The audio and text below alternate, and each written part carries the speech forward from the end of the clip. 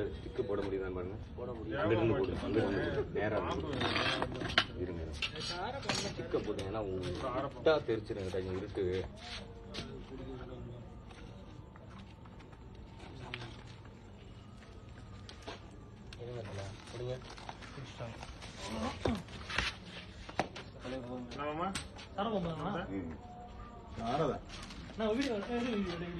எடுத்துட்டேன். ரெண்டு நாளைக்கு வெளியே வர மாட்டாங்க.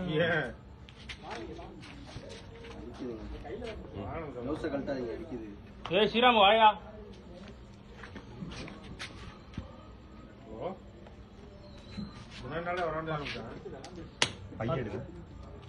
போட முடியாம